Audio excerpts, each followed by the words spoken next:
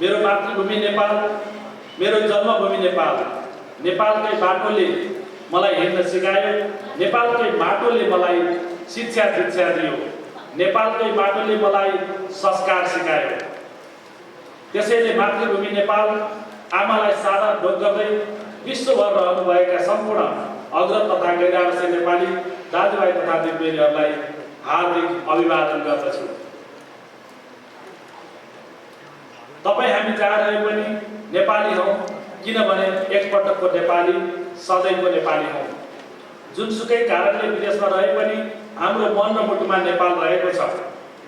सगरमाथा जस्तै अग्लो शिर बनाएर चन्द्र र सूर्यलाई विश्वमा चिनाउने पर्यटन हामी सम्पूर्ण प्रवासी नेपालीहरू वास्तवमै नेपालका सद्भावना दूत हुन्। नेपालको पहिचान, नेपाली संस्कार र संस्कृति, स्वाभिमान, इमानदारिता, इज्जत र प्रतिष्ठा हाम्रो साझा सम्पत्ति हो। त्यसैगरी गैर-आवासीय नेपाली सङ्घ विश्वभरि रहेका हामी सम्पूर्ण गैर-आवासीय नेपालीहरूको सबैको साझा संस्था हो। संस्था एउटा परिवार हो भने हामी त्यसका सदस्य हौँ। संस्था एउटा माला हो भने हामी त्यस मालामा उनेका फुलका थोगा हौँ। वास्तवमा गैर-आवासीय नेपाली सङ्घ केवल संस्था मात्र होइन, यो विश्वभरि रहेका हामी सम्पूर्ण गैर-आवासीय नेपालीहरूको एउटा पवित्र मन्दिर हो। हामी सबैको साझा आस्था, विश्वास र अभियान हो र मातृभूमि र कर्मभूमिलाई भावनात्मक रूपमा एकीकृत गर्ने सुन्दर माला हो। यस्तो पवित्र संस्थाको परिकल्पना गर्दै संस्थालाई यहाँसम्म ल्याउन विशिष्ट भूमिका निर्वाह गर्नुहुने सम्पूर्ण संस्थापक, अग्रज, बौद्धिक व्यक्तित्वहरूका साथै विश्वभरिका अभियन्ताहरूलाई हृदयदेखि नै श्रद्धा, सम्मान तथा अभिनन्दन गर्दछु। उहाँहरूको परिकल्पना, योगदान र सक्रियताकै कारण विश्वभर फैलिएका हामी सम्पूर्ण नेपालीहरू आज एउटै मालामा गाँसिन पाएका छौँ, एकत्रित हुन पाएका छौँ र उक्त मालाको एक धागो हुन पाएकोमा म आफूलाई भाग्यमानी महसुस गरेको छु।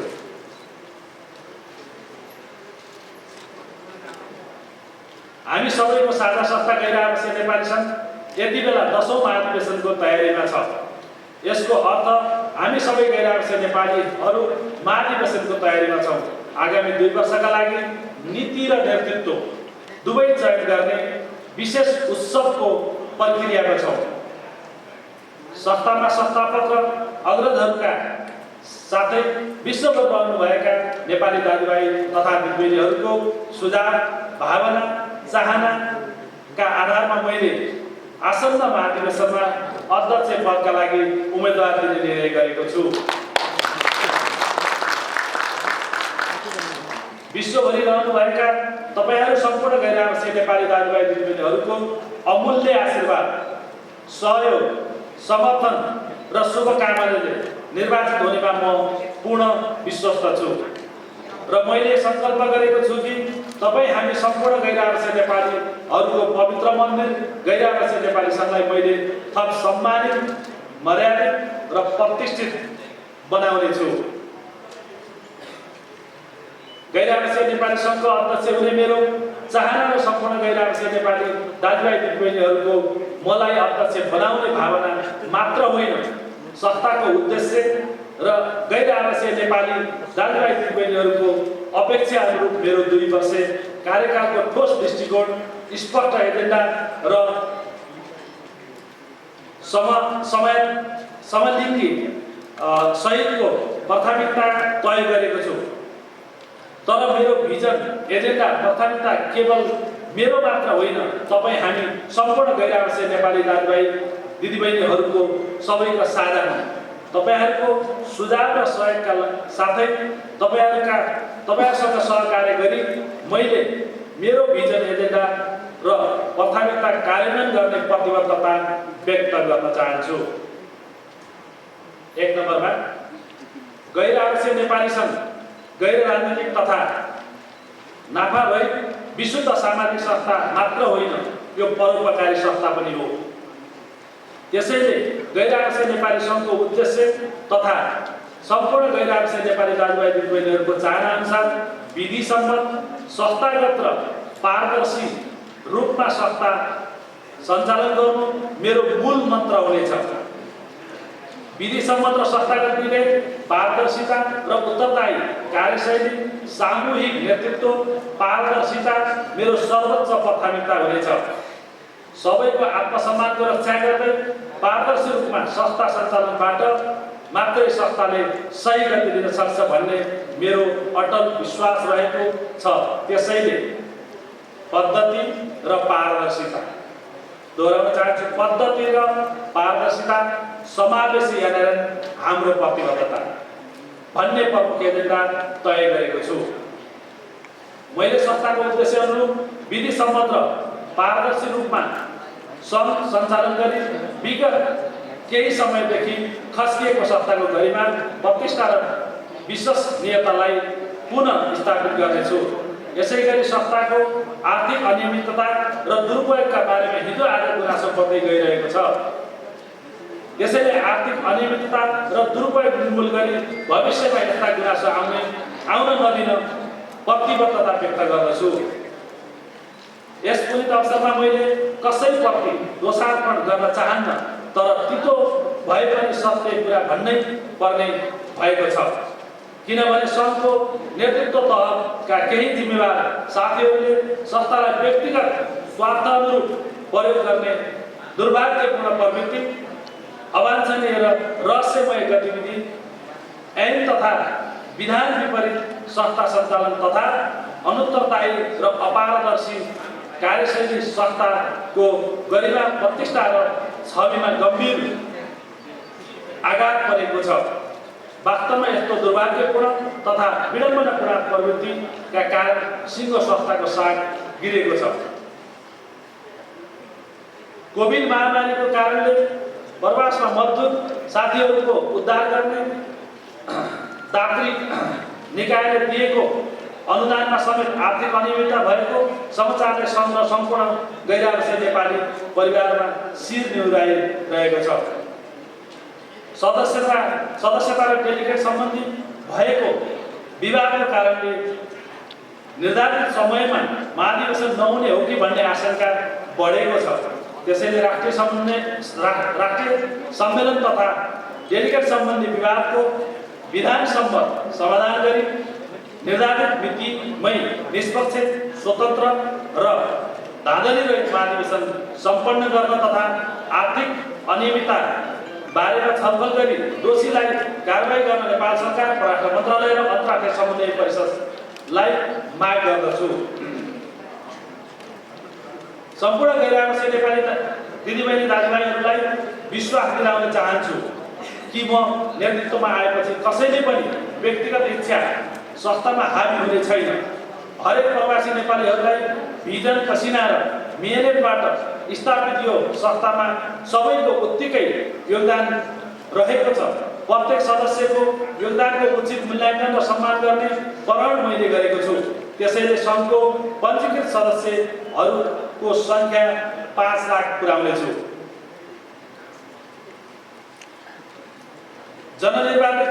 निर्वाचित संविधान सभाद्वारा निर्मित नेपालको संविधान 2072ले हामी गैर आवश्यक नेपालीहरूको भावना र मागलाई सम्बोधन गरेको छ। एकपटकको नेपाली सधैँको नेपाली भन्ने आधारभूत भावनालाई आत्मसात गरेको छ। तर नागरिकता सम्बन्धी ऐन नबनेको कारणले हामीले यो अधिकार उपयोग गर्न वञ्चित भएका छौँ। गैर आवश्यक नेपाली नागरिकता, गैर आवश्यक नेपाली पासपोर्ट र नेपालमा रहेको पैतृक सम्पत्तिको सुरक्षाको प्रत्याभूति हामी सम्पूर्ण गैर आवश्यक नेपाली दाजुभाइ दिदीबहिनीहरूको प्रमुख माग हो। त्यसले नेपाल सरकार, संसद र राजनीतिक दलहरूसँगको संवाद, सहकारी, सहमति र समन्वय गरी मेरो 2 वर्षीय कार्यकालभित्र गैर आवश्यक नेपाली नागरिकता, पासपोर्ट र पैतृक सम्पत्ति सम्बन्धी समस्याको समाधान गर्ने सार्वजनिक प्रतिबद्धता गर्दछु। यो मेरो सर्वोच्च प्राथमिकता हो। म पछि नेतृत्वमा आउने साथीहरूले गैर आवश्यक नेपाली नागरिकता, पासपोर्ट र पैतृक सम्पत्ति सम्बन्धी समस्या समाधान गर्न सङ्घर्ष गर्नुपर्ने छैन।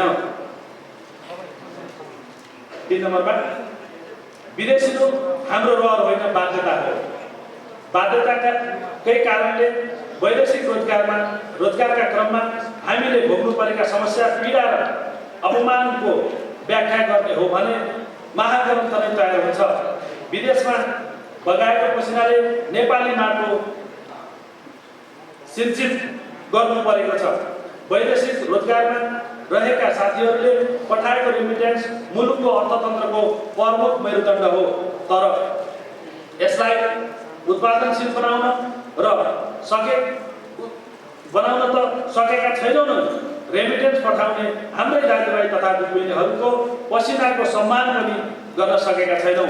वैदेशिक रोजगारी सुरक्षित हुन नसक्दा रातो बाकसमा फर्किनु पर्ने हृदय विदारक दृश्य एकातिर छ भने खाडी क्षेत्र कार्यरत दिदीबहिनीहरूको अस्मिता र असह्य पीडा अर्कोतिर छ। त्यसैले वैदेशिक रोजगारलाई सुरक्षित, व्यवस्थित र मर्यादित बनाउने तत्कालीन र दीर्घकालीन योजना बनाउनु अपरिहार्य छ। श्रम गन्तव्य मुलुक, रोजगारदाता कम्पनी, नेपाल सरकार र सरकार मातहतका निकायहरूसँगको समन्वय र सहकार्यमा यो समस्या समाधान गर्ने कार्ययोजना बनाएको छु।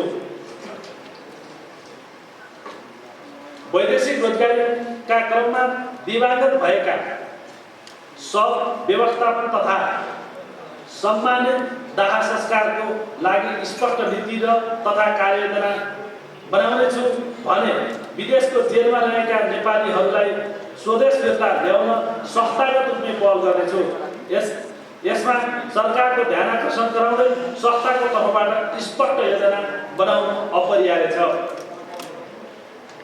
साथै प्रदेशमा सिप विकास प्रशिक्षण केन्द्र स्थापना गरी स्वरोजगारका लागि अभिप्रेरित गर्ने तथा वैदेशिक रोजगारीमा जानेहरूका लागि आवश्यक आधारभूत सिप प्रदान गर्ने मेरो लक्ष्य छ। म निर्वाचित भएको 100 दिनभित्र यो योजनालाई कार्यान्वयनमा ल्याउनेछु। 4 नम्बर, हामी गैरआवासीय नेपालीहरू नेपालको समृद्धिमा सहयोगी मात्र होइनौँ, साझेदार पनि हौँ। हामीले विदेशमा पसिना बगाएर आर्जन गरेको सम्पत्ति नेपालको समृद्धिमा लगानी गर्दै समुन्नत नेपाल बनाउन सरकारसँग हातेमालो गर्नु हाम्रो दायित्व पनि छ। पुँजीगत लगानी अभिवृद्धि गर्ने गैरआवासीय नेपाली सङ्घले संस्थागत रूपमा पहल गरिरहेको छ। लगानी तथा पूर्वाधार बोर्ड र विकास कोष स्थापना भइसकेको छन्। संस्थागत लगानीमै केही आयोजना अगाडि बढिसकेका छन्। मैले यसलाई थप सहभागितामूलक, नाफामूलक र कार्यप्रगतिलाई तीव्रता बनाउनेछु। 5 नम्बर, नेपालको विकास, निर्माण र उत्पादनशील क्षेत्रमा प्रत्यक्ष वैदेशिक लगानी वृद्धि गर्ने नीतिलाई नेपाल सरकारले उच्च प्राथमिकता दिएको छ। सरकारको यो नीति र योजनालाई साकार पार्ने समन्वयकारी नीति र भूमिका अवलम्बन गर्नेछु। मातृभूमिको विकास र समृद्धिको लागि विदेशमा सिकेका ज्ञान र सिपलाई पनि नेपाल फर्काउन जरुरी छ। विदेशमा ख्याति प्राप्त नेपाली ज्ञानलाई आफ्नै मातृभूमिमा फर्काउनु मेरो उद्देश्य रहेको छ। युवा तथा महिला सहभागिता वृद्धि गर्दै नयाँ पुस्तालाई नेपालसँग जोड्नु अत्यावश्यक भइसकेको छ। विदेशमा हुर्किरहेको दोस्रो र तेस्रो पुस्ता नेपालकै सन्तति हुन्। नयाँ पुस्तालाई मातृभूमिसँग जोड्न मैले पुलको काम गर्दैछु।